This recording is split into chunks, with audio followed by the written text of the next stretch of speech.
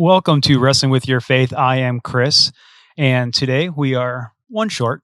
Josh was not able to be with us tonight, so it's just me tonight.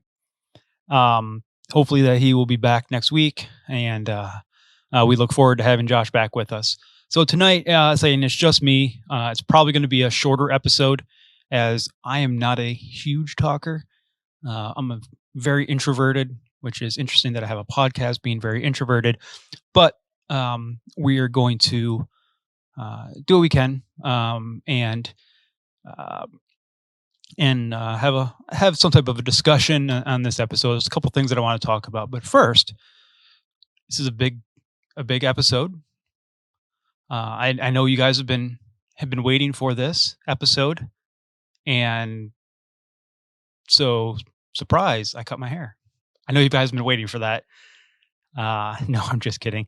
But I did cut my hair, and I did that right before my vacation, which, by the way, went very well. And we'll talk more about that and the fun things that I got to do while I was on vacation when Josh gets back. So, but yeah, so I cut my hair, found a place to donate it for a really good cause, and I'm just glad that I was able to help out and do that, and look forward to growing it back out and donating it again. So you'll be able to see the mane as it comes back. But the real reason you guys are here, besides to hear the great podcast and the content that we have, is today, the big episode, the drawing. I talked to Josh, and Josh is okay with us having this drawing tonight, even though he can't join us, because he knows that you guys have been waiting patiently, and to have you wait another week may just be too much to bear. So he gave his blessing and says, Chris, you can go out there and you can do the drawing. So we're going to do the drawing. I have my little chest here with all the names of everybody who has been entered into the drawing, who qualified. And we are going to have this drawing. So are you ready? Let's open this up. Let us dig in. Okay, so many entries. So many entries. So many entries. Oh, I have one. Here it is. Here is the winner. Put my chest away here. So we have our winner. Should I read it now? Should I wait? I know I'm really teasing you guys. I'll read it. Okay. The winner of our drawing for our $50 Amazon gift card, for those who subscribed to our channel, liked one of our videos, and commented on our some of our videos, you get your $50 Amazon gift card right here. The winner. Drum roll, please. Just imagine it. Kanisha. Congratulations, Kanisha. That is awesome. So happy that you were able to be the winner of the $50 Amazon gift card. I will be getting a hold of you and working out the details and getting you that gift card. So thank you for your support, everyone. We are looking to potentially have another giveaway coming up. I have an idea, and I want to run it by Josh and talk to him about it and see what he thinks, and then decide what we want to do and move forward. So keep your ears peeled over the next few weeks. And so, yeah. So there are two things that I kind of want to talk about, and it'll probably be pretty quickly. And one is something that I'm looking to do on this channel moving forward. Me and Josh will have our normal weekly podcast, but there's something that I've kind of wanted to do, and that is highlight different people in ministry who are doing things differently, maybe a little more unique, and maybe not your typical type of acts of ministry, programs of ministry.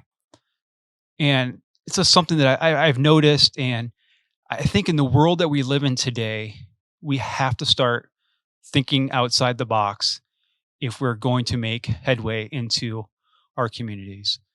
I think the days of doing church the way that we've always done it, and the ways that we've tried to bring the gospel to people, not saying that it's not going to work in those ways anymore, but I don't know if it's going to be as effective.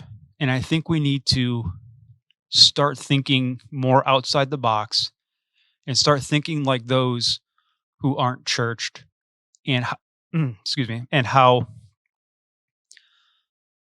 they are looking to have their needs met to give us an in into their life. So I'm looking to highlight some of these people because I'm a firm believer that ministry is for everybody. I believe when we have the Great Commission that that's not just for people who we quote unquote say are called to ministry, pastors, evangelists, missionaries, those types of people. Like, yes, those types of people have a calling and they're extremely important. But I think that every one of us is called to ministry. I believe firmly that God has created each and every one of us specifically and purposely for an exact plan that He has for our life. And He created us specifically for that plan. And that plan is then the ministry uh, that our life is for, and that we are to carry out. So, like I say, I believe everyone is called to ministry, and that ministry is the specific plan God has created us for in our life. Um, so we're not going to be just looking. I mean, we are going to be looking at some people I'm going to have who are pastors who are looking at things a little differently, but also lay people who, and that's a terrible word, but it's just ingrained in me. Just your everyday people who aren't pastors or um, evangelists and missionaries, and just your everyday people who have such a burden on their heart to impact their community and to spread God's love to those who He has called into their life. And I want to, interview those people and just talk about the things and the unique ways that God is using them and working uh, through them in the lives of other people. So look forward to those interviews.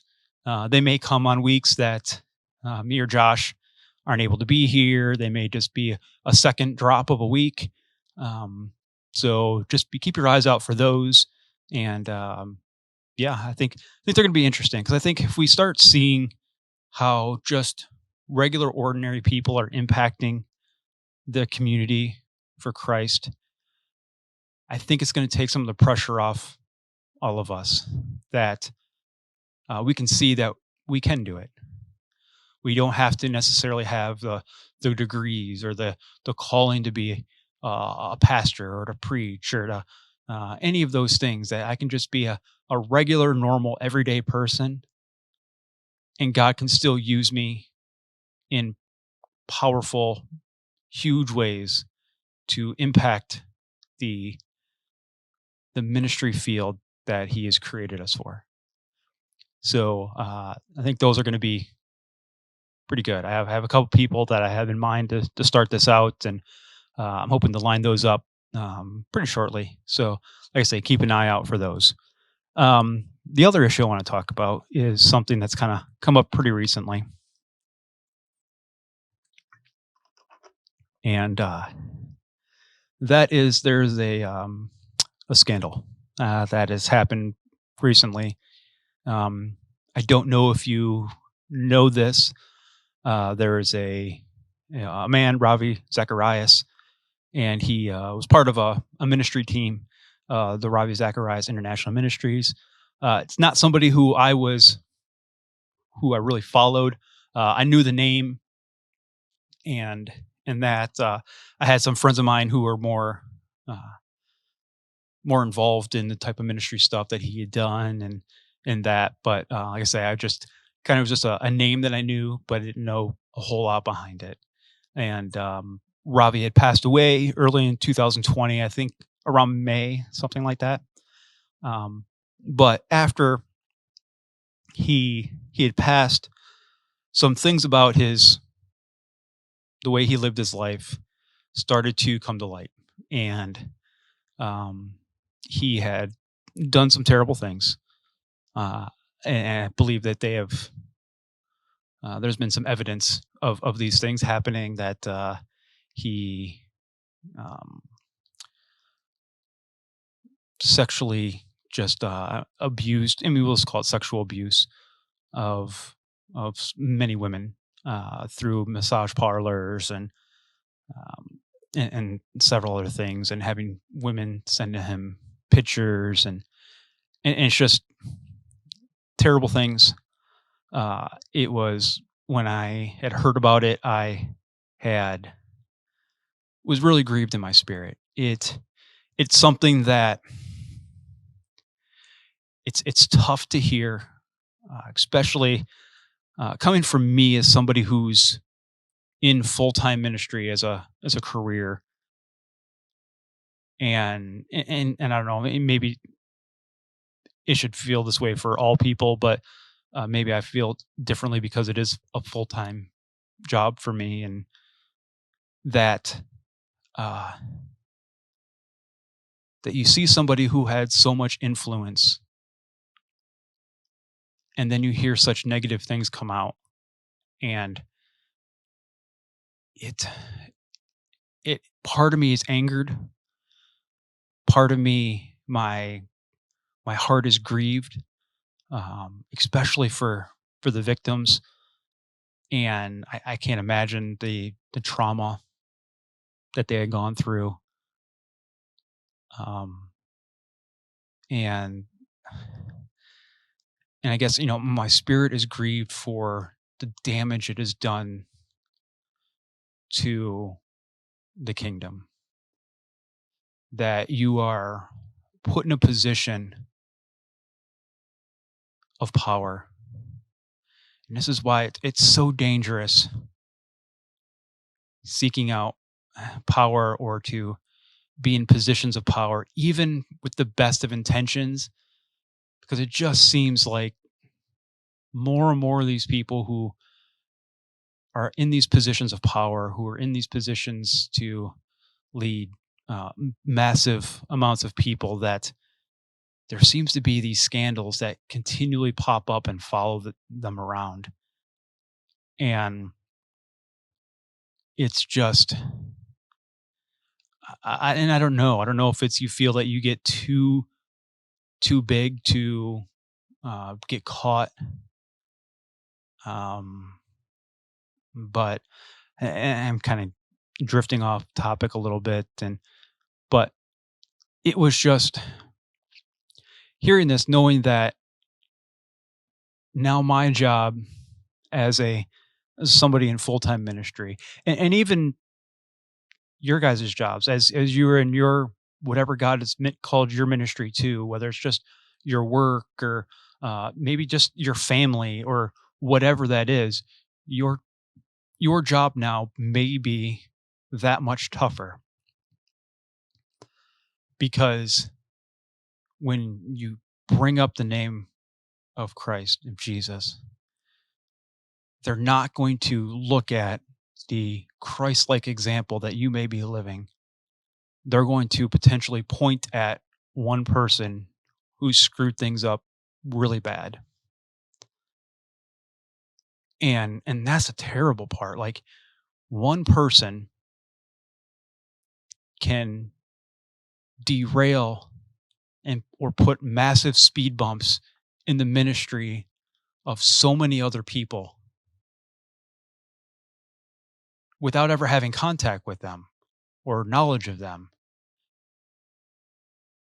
And that is why it is so important that each and every one of us are not just knowing what our Bible says, not just knowing God's word, but that we are truly living that out.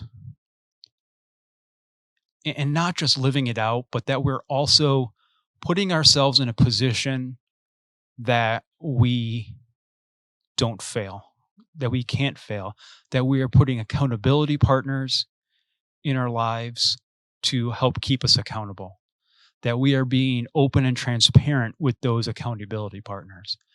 And you see, this is where Ravi had failed, um, or cheated the system because he wasn't open and honest. He knew he put in the accountability system in place. Like he came up with the plan for it and was following along with that plan. The only problem with that was he knew exactly how he could get around his own accountability system to do the terrible, sinful things that he did. And like I say, when we are going into ministry and we are impacting the lives of our community, it is so important that we are always on our toes. It is so important that we are living a humble life, that we are living a transparent life to people who are being accountability partners for us. Like I say, it's one thing to say you have an accountability partner, and it's another thing to be open and transparent with that accountability partner. To say, "Hey, I slipped up here." To say, "Hey, I'm really being pulled in this direction, and I know it's not right." To say, "Hey, I need prayer because I'm going down a path that I know is going to lead to something bad." And I think ultimately to me, it just comes down to what is more important in your life? Is my pride more important? Is my wants and my desires more important? Or is Christ more important? And as much as you think that's an easy thing to say, oh, Jesus is so important. He's the most important thing in my life. But then if you really examine your life and you want to be open and honest completely about everything that goes on in your life, is Jesus truly more important than all of those things? Are you truly willing to give up every last one of those things and put Jesus not just slightly above it, but leaps and bounds above it? That it's not first and second, it's first and way down the list. And if we are going to be ministers in our community, these are the types of lives that we're going to have to live. Um, yes, there is grace, and I think we need to handle events that happen with a bit of grace. Um, like I said, when I heard some of this, there was some a little bit of anger that had been going on inside me. But I know others who uh, I've seen social media posts that they had posted that there was a lot of anger, um, that they were going to begin having to help clean up the mess of somebody else. And and there's some other things that were going on with the person that had posted some of that I think isn't appropriate for this conversation. But I think that, yes, is there a righteous anger that comes up when things like this happen? Yes, but I also think that there still has to be a sense of grace and forgiveness that comes along with it. Because if we are not willing to give grace and forgiveness to somebody when they screw up, even if it's a major screw up, how are we ever going to win a community, win a world for Christ? when there are plenty of people walking around who feel that they there's nobody who could ever forgive them for the things that they've done.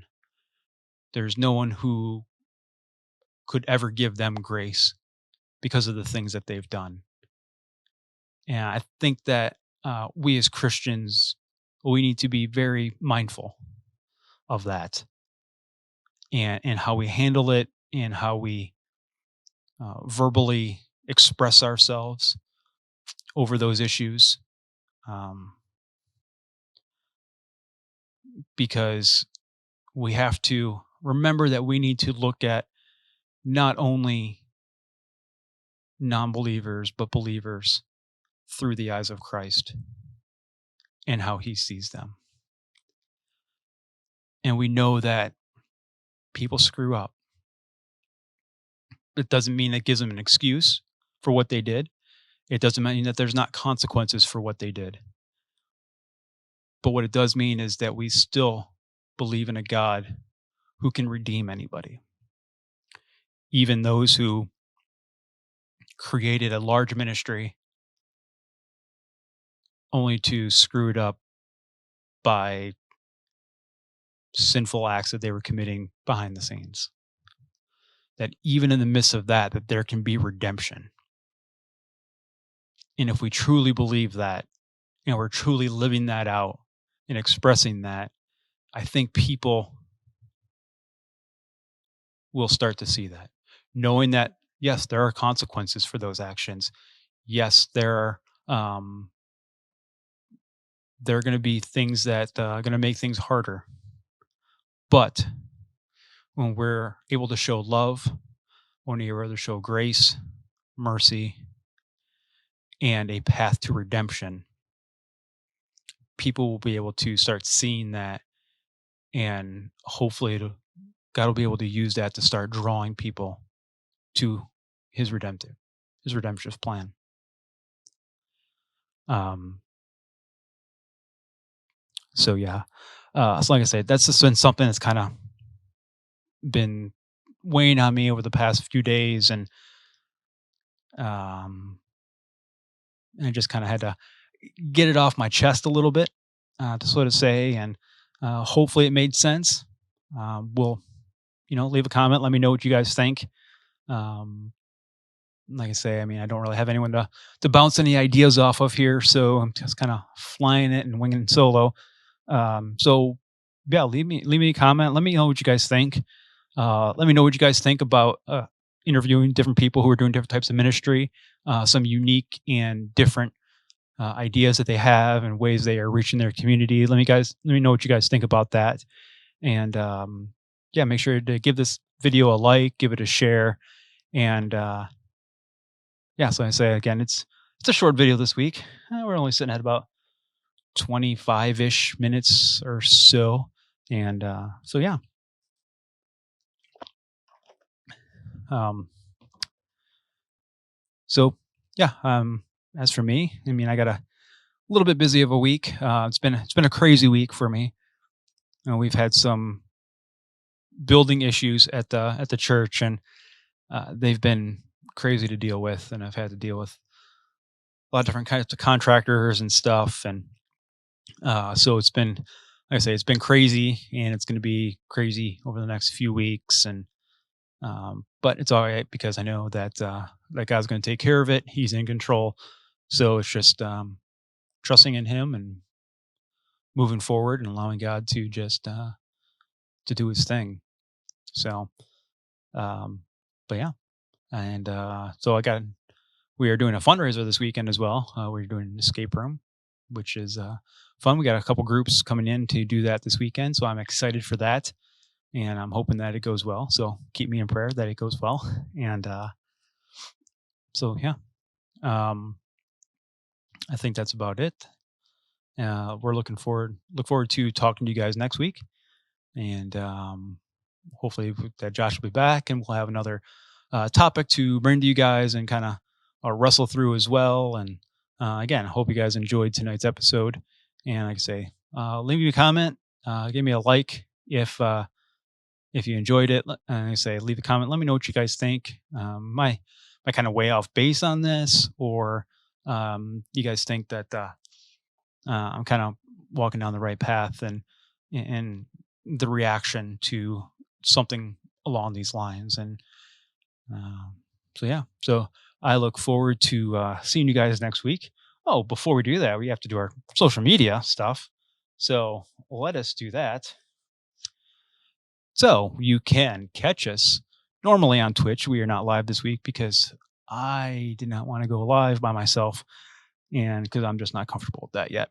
So, but normally you can catch us live on Twitch on Tuesdays. We know when we normally record about 6:30. We go live, and you can find us on twitch.tv / wrestling with our faith. And then after our videos are done, you can catch them on YouTube if you're not able to pop in and watch us live. And you can do that on Wrestling with Our Faith on YouTube. You can see us on Instagram at Wrestling with Our Faith, Twitter, Wrestling Hour, and on Facebook at Wrestling with Our Faith. So those are our social media sites. If you can, like I say, give us a follow or a like on those sites, which just lets us know that you guys are supporting our channel. You enjoy the content that we do, and that. So we look forward to engaging with you. Like on our social media, we can just engage with you on social media, and just if you guys have questions or comments, we can interact with you guys. We had a couple on some of our videos on YouTube that you guys had posted some comments that we were able to have some dialogue on, and we look forward to that. Like I say, you guys are the most important part of this channel, and we look forward to interacting with you and talking with you about the different things that we have topics on. Make sure to leave us the topics that you want to talk about, and like I say, because this channel is for you, so we want to hear and talk about the things that you are interested in, and that you should maybe struggle with in your walk, that we can kind of walk through on a more deeper level, and maybe help clear some things up and get some clarity to that. So look forward to seeing you guys next week. Peace out.